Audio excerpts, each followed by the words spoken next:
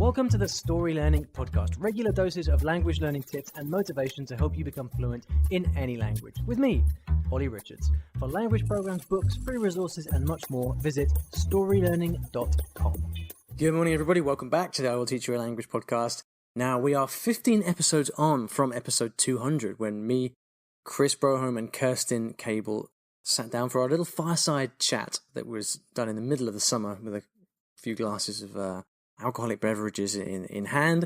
And if you remember, towards the end of that episode, Chris helpfully suggested that we all, both myself, Chris, and Kirsten, choose one person each, 3 lucky winners, to receive our entire library catalogue, whatever we want to call it, our life's works, so to speak, of language learning material and courses and things like that. And so, before we answer today's question, I would like to announce the winners of this. These are 3 lucky people who have posted pictures of themselves or their language learning setting, their language learning scene.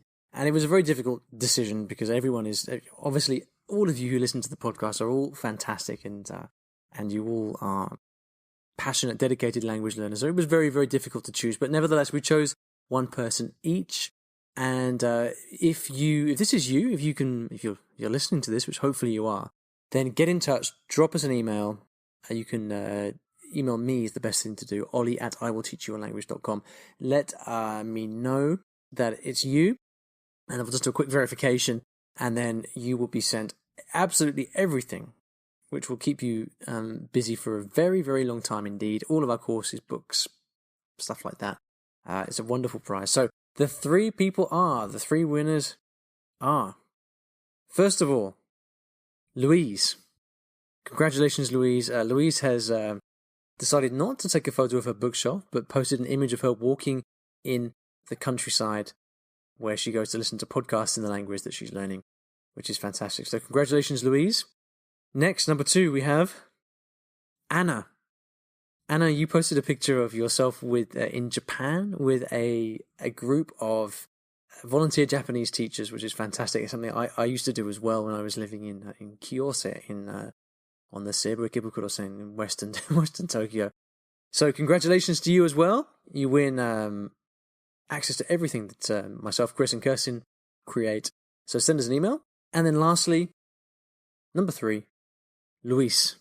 Luis, congratulations. It sounds a bit like Louise, but it's not. It's not, just in case you thought it was a duplicate.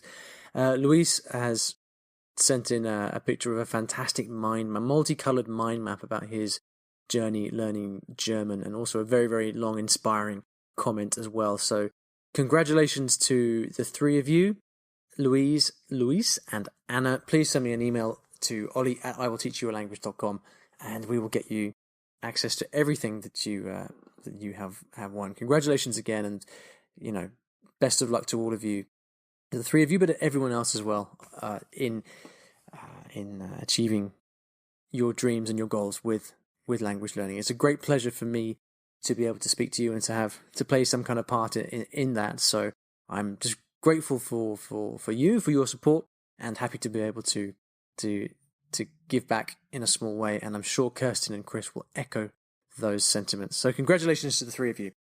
All right then, let's hear today's question from Neil. Hi Olly, this is Neil again, and I have a question about language triangulation. I've been studying Spanish now for 2 years and have reached a reasonably good conversational level, approximately B2, thanks largely to your podcasts, your courses, your recommendations, and yes, the Fluent Spanish Academy. I'm considering trying to reinitiate my French, which I left behind over 20 years ago after 7 years of struggling and failing to learn it while living in Montreal. This was the pre-internet, pre-Olly era, and language learning resources were not that inspiring back then. I have gone back over your podcast on advice how to learn a 3rd language that is close to your 2nd. I am totally paranoid about losing my Spanish if I decide to focus on French. Learning Spanish has totally obliterated my ability to form even basic sentences in French. I want to continue increasing my Spanish fluency, and I want Spanish to be my dominant 2nd language. At the same time, I feel an obligation and a desire to refine that long-lost French, but not at the expense of continuing to grow my Spanish. I don't really want to hold off on French until my Spanish is clearly advanced because that might take forever. The message I seem to be getting from your previous podcasts is that I should work on both together so I can develop the ability to separate the two related languages in my mind. I just read about the principle of language triangulation and see that Glossika offers the option of combining languages to assist in this. I'm curious about your opinion on triangulation. Additionally, if you approve of triangulation, how would you recommend incorporating other learning activities such as italki lessons, reading, etc. into a learning plan for both languages? Thanks so much. Okay, Neil, thank you very much for your question. It's great to hear from you, and interesting question as always. I'd expect nothing less from you. And congratulations on your Spanish. It's great to see that you've done so well, that you've got so far. 2 years is a decent amount of time to be working with Spanish, especially when you work as hard as you do. And it's great that you've got to that level. I also think it is great to start to look at French. I think it's the right time as well because, having reached a kind of B2 good conversational level in Spanish, I think you've done the hard work. And you're right to say that becoming, totally fluent in the language, may well be, it may well take forever. It won't take forever, but it's an ongoing process. Any language is a lifetime's work, right? So you're right to say that. I think you have also reached the level at which I would begin to recommend that you can, if you want to, pick up a second language, which is about that B2 level. What I found is that, and I've said this many times before on the podcast, that once you do get to that kind of B2 level, you may well get rusty in the language if you put it to one side, but you will have it forever. Okay. Now, as to your concern, I think that it is a valid concern, and I think it's inevitable that when you start learning French, it will impact on your Spanish in some way. However, because you've got to that good level, it will never be lost. The worst that will ever happen is that your brain gets a bit scrambled for a while as you kind of recalibrate to French. But I don't think it's a problem. I think it's totally normal. And as long as you take the long view and you trust that you will be able to get the Spanish back when you need it, if it does get a bit scrambled, then I think that's absolutely fine. For the bit that I'm going to pick up on in what you've said in your message is the idea that you should work on both languages together. Now, the background for that statement that I've made a number of times is the following. So I learned Spanish first, learned it to a good level. Then I went to Brazil, learned Portuguese to a good level. And then I came back home, tried to speak Spanish, and I couldn't. Not very well, anyway. And so what I had to do was then go out and practice using my Spanish and Portuguese together so I could start to separate them in my brain. That is very different from saying I'm trying to learn both languages at the same time. I actually learnt them separately. I learned them both to a high level, but separately. And during the time I was learning Portuguese, I pretty much didn't speak Spanish at all because I was in Brazil at the time, for much of it anyway. So the point about using both languages together is kind of what happens later, or what comes later in the game, and it's developing the ability to switch between languages at will. And that, for me, is almost like learning a different language altogether. It's developing a separate skill. Regarding the French, you will have some memory of it, because although you might feel that you can't put sentences together right now, that's just because you haven't been using it. All right, so as soon as you get back to it, you'll find a far faster path through French than you did with Spanish, because not only do you have that memory from school, but also this is not your first rodeo anymore. Okay, you know how you learn languages. You know how you've got things that work for you. So you're going to find learning French is far easier. You're going to know what to expect, and you'll come at it with a stronger mindset. But you are going to have to approach French as if it were your first foreign language, which means you're going to have to dedicate yourself to it. I wouldn't suggest that you try to spend equal amounts of time on French and Spanish, because then you're essentially you're only dipping your toe in the water, so to speak, and you're taking this fear of losing Spanish and you're letting that impact on your French. I think to go for French, you have to go at it full force with your whole heart and just say, look, okay, I am doing French now. And you can treat it as a trial period. If losing Spanish in the short term is an immediate concern for you, then why not set yourself a 3-month challenge? Say, right, I am just going to spend 3 months, but I'm going to go at French like there's no tomorrow. I'm going to really devote myself to it, really apply myself to it, and see how far I can get. And then the worst case is that you spent 3 months away from Spanish, and that if you really feel like it's not working for you, you can always pull the plug and you can go back to Spanish. And, what's the worst that can happen in 3 months? Not very much, okay? So I think that the most important thing is that as you start to take on French, then, don't take any half measures. Put Spanish to one side. By all means, go out and speak it, use it, watch movies, and, enjoy the language. That's what it's there for, after all. But I wouldn't try to keep learning it, because I would try to use all the available time you've got to really focus on French. I was in Montreal recently, and every time I go to Montreal, I really enjoy hearing and using French there, because I mentioned this a few episodes ago, but I didn't have a particularly... I wouldn't have said that I was enamored with French after spending time in Paris. Just not at all. And I think that's why I've never really developed this kind of love for French. But I find when I go to Montreal and I see the way French is used there culturally, I find it very, very appealing, and I like it very much. And I really, having had that experience myself, I am, I'm really excited for you to actually go back and kind of rekindle that, because I think it's a wonderful thing, and it's just more growth, isn't it? It's more personal growth for you to take on that language and to apply everything you've learned, everything you've worked so hard for in Spanish. I mean, Neil, you're a very deep thinker, I know, and you're very, you really like to understand things, and you really like to go at things with all your energy. So I think, taking everything that you've learned over the last couple of years and applying that to French is going to be a wonderful experience, and you're going to grow and learn in all kinds of ways that you probably can't predict right now.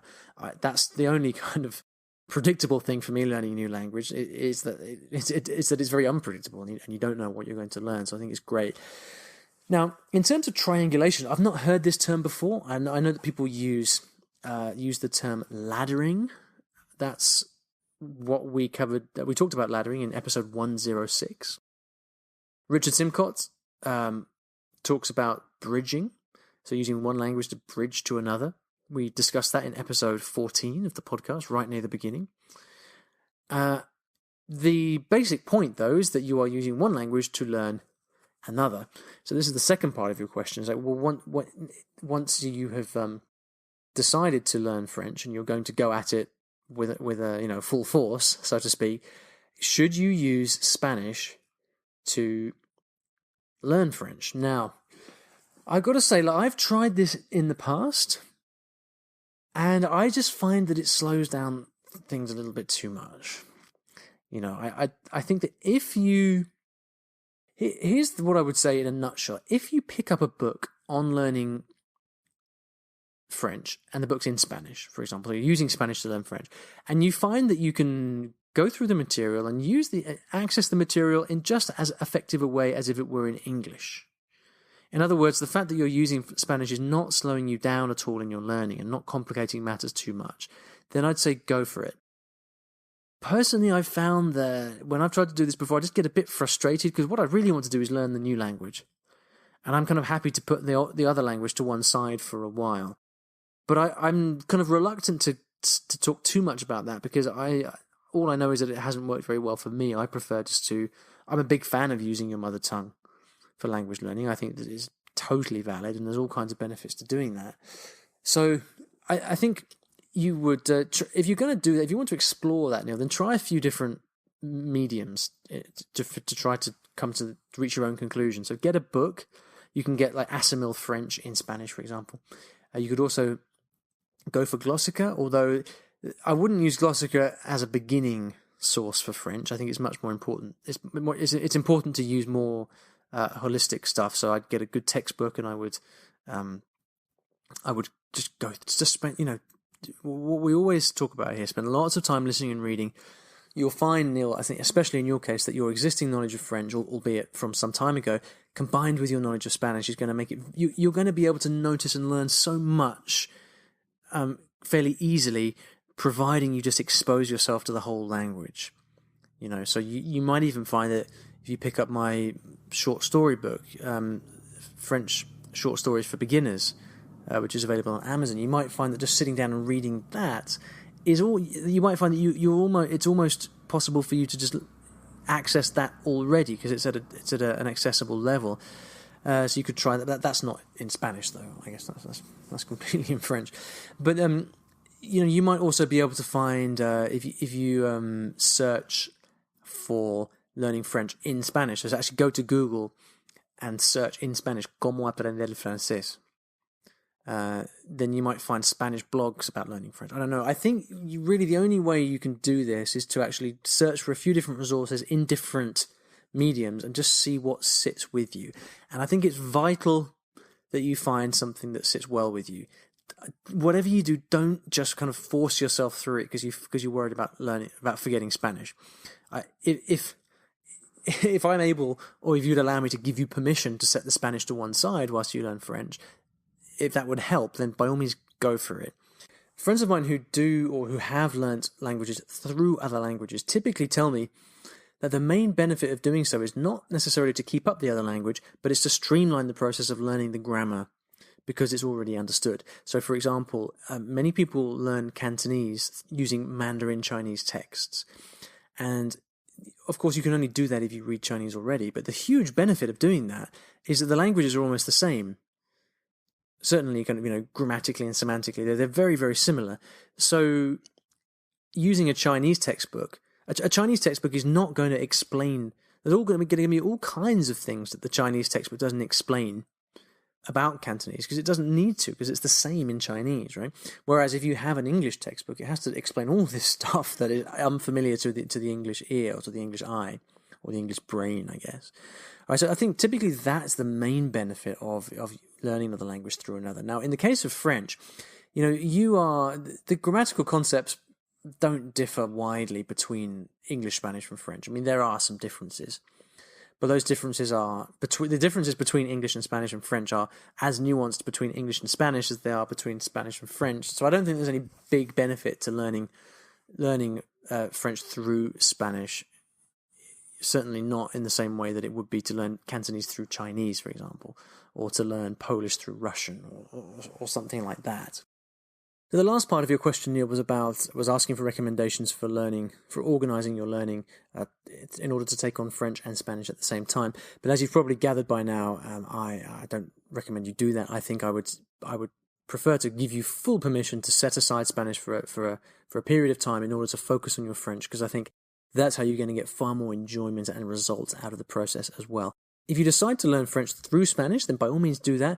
But the criteria, just be clear that the criteria always has to be what's best for my learning of French, not kind of trying to clandestinely keep up your Spanish at the same time, if you know what I mean, because you will make different learning decisions, I think.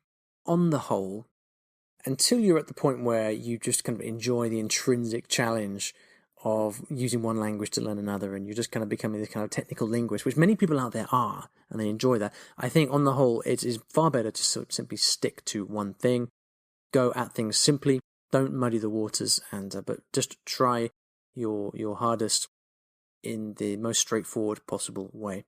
So I hope that's helpful, Neil. Do come back in a few months' time and let us know how you get on. I mean, I do think that for you, given your concerns, what I would recommend is setting a strict time period of 3 months and just saying, right, I'm going to go at this for this period of time and then reevaluate after that. Give that a try. I think it might work for you. If you would like to ask me a question, you can do so by going to iwillteachyoualanguage.com/ask. Now, at the end of every episode, I'd like to leave you with a resource of some kind on the topic of the show. And in Neil's question, he mentioned Glossika triangulating languages. Now, I've been digging around, and Glossika is a software, well, not really software, it's a product where you get 1,000 sentences in a language, which you then learn, and the idea being that those 1,000 sentences are very, very powerful and they help you express yourself very quickly. It's a great product. I recommend it. I've used it myself. And what they have done is they've started to create these what they've called custom courses. So you can learn one language through another. So you might decide, for example, to learn Korean through Japanese, or French through Spanish, or Polish through Russian. And you can literally go through and you can select the languages that you want to combine. It's very interesting, and it might appeal to some of you. It's not easy to find on their website, actually. So you probably won't find it if you go directly there. What I've done is I've got the link that will take you to this custom course builder page for Glossika, and you can find it in the show notes. So go to iwillteachyoualanguage.com/episode 215, and there's a link there in the resources part of the show notes, which you can click through to and have a bit of a play around with. Who knows? You might find something that you like and fancy a bit of a challenge. All right, thank you so much for listening. Thanks for listening to today's episode, and in case you didn't already know, I teach languages in a rather unusual way, through stories. Now, stories are a great way to learn a new language because when you're engrossed in a story, you remember things more easily, and the mechanics of the language just start clicking inside your brain. It's quite something, and if you'd like to find out how you can learn a new language or improve your skills in a language that you already know and do it with the power of stories, then you should check out my free Story Learning Kit, which will teach you exactly how this method works and how you can use it yourself to learn a new language. Visit storylearning.com/podkit, that's PODKIT, to get free access. Inside, you'll find explanatory videos, masterclasses, worksheets, short stories to practice with, and much, much more. Once again, that is storylearning.com/podkit, PODKIT, and if you're lucky, you might also find a link in the podcast description or show notes of this episode.